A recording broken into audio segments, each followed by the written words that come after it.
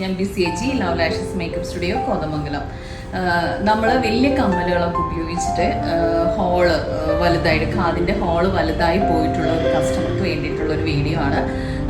അങ്ങനെയുള്ളവർക്ക് അത് നമുക്ക് സ്റ്റിച്ച് ചെയ്യാതെ തന്നെ അത് ഒട്ടിച്ചെടുക്കാൻ നമുക്ക് പറ്റും. അങ്ങനെ ഒന്ന് നമുക്ക് കണ്ടു നോക്കാം.